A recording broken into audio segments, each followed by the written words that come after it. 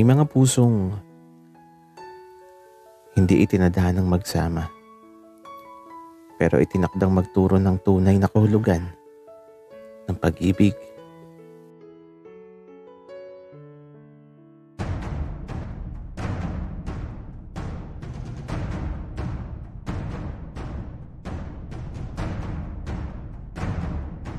Kaibigan, huwag mong kalimutan mag-subscribe sa aming channel at huwag din kalimutan i-click ang notification bell at subscribe button. Subscribe na!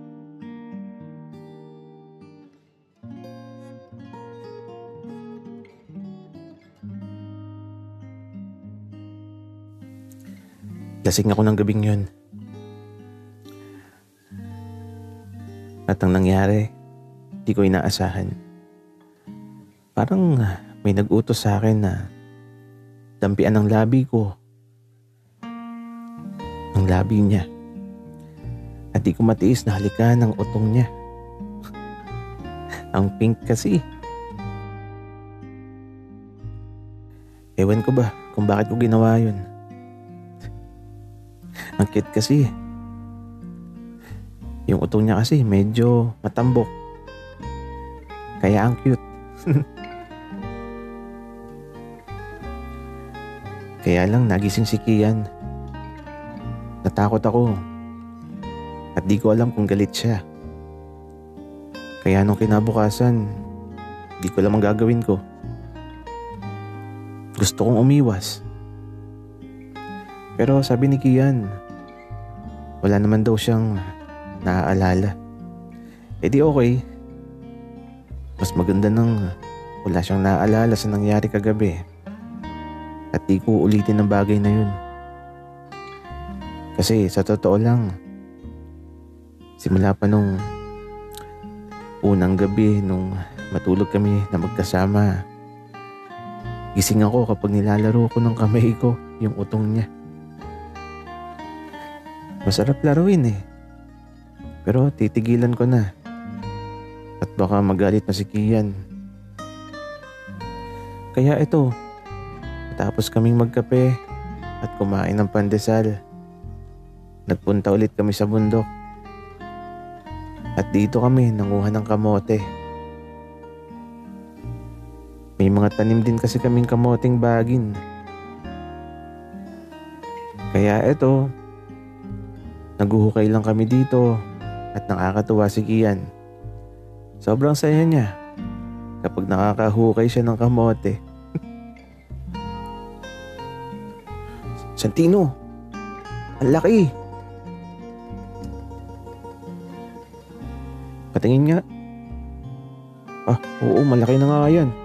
Pero may nahukay ako dati kasi laki ng buko. Talaga ba, Santino? Ang saya naman. Pero Santino, alam mo, pag uwi ko, mamimiss ko yung ganito. Ako din, Kian. Mamimiss ko na may kasama sa araw-araw. Huwag ka nang umuwi sa inyo. Dito ka na lang.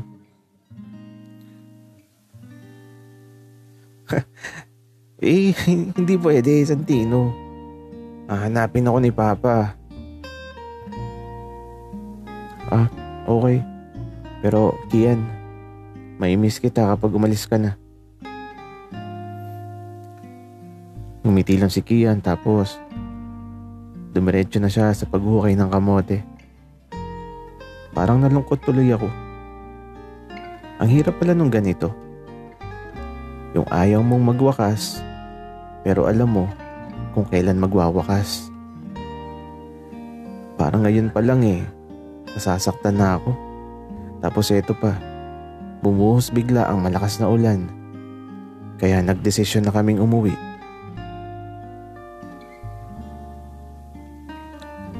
Sa palayan na kami dumaan para mabilis kaming makauwi. At sa pilapil, natatawa ako. Kasi laging nadudula si Kian. Ato ba? Tinutulak niya ako kaya eto, nahulog ako sa palayan. Ang putik tuloy namin. Pero masaya ako sa mga sandaling to. Pero kasabay ng saya, naiisip ko yung hinaharap na mag-isa na lang ako maglalakad sa pilapil.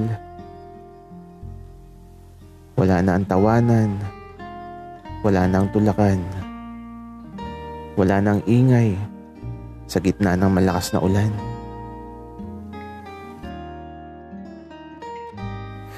Nang makarating kami sa bahay, eto, diretso talaga kami sa banyo. Ang putik namin eh. Ang kulit kasi ni Kian. Sabay na tayong maligo, Santino. Sige, ikaw ang bahala. Wika ako. Nang magubad ng damit, si Kian, nakita ko na naman ang pink na utong niya. Gagi talaga. Kahinaan ko talaga yun. Parang gusto kong hawakan. Kaya nagubad na din ako ng damit. At eto, nakashort lang kami habang naliligo. Pero kung magtatanggal ng short si Kian, magtatanggal din talaga ako.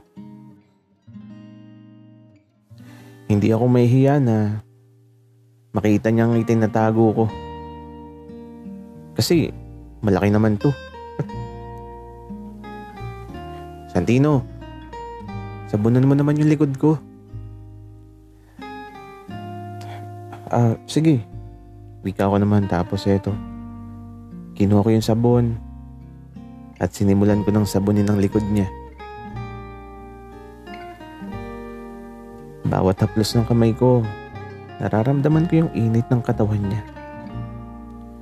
Bakit ganito? Sobrang init ni Kian. Para siyang may lagnat.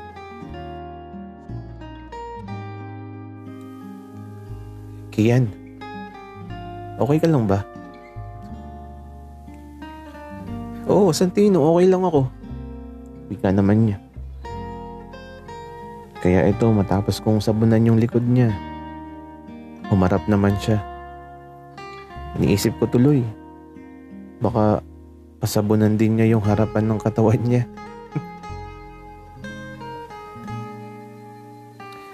Hindi talaga ako tatanggi. Siyempre, mahahawakan ko yung utong niya eh. Kaya lang, Santino, ikaw naman ang sasabunan ko. Okay. Wika ako. Kaya ito, kinuha niya yung sabon. Tatalikod sana ako, kaya lang hindi ko na naginawa. Kasi yung harapan ko yung sinasabon niya. Santino, ang laki pala ng dibdib mo, no? Ang tigas. Sanay kasi ako sa mabigat na trabaho, Kian. Okay. Kaya pala. Ako, tingnan mo. Parang pinamumukulan. Wika ni Kian. Oo nga, Kian. Pero, ang cute. Kulay pink. Santino, hawakan mo.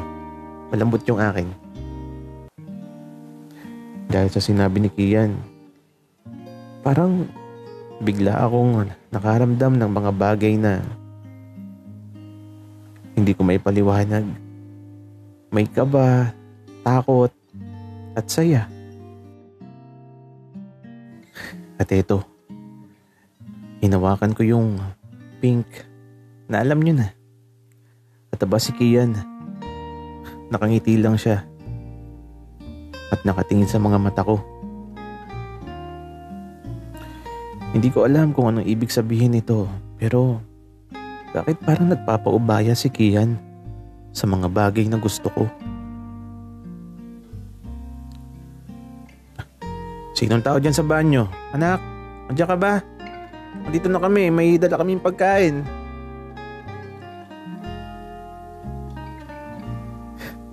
Gagi. Nagulat kami ni Kian. Hala, ano na to? Paano kami lalabas sa banyo? Baka isipin nila tatay na may ginagawa kami. Naku, paano na to? Yari ako nito.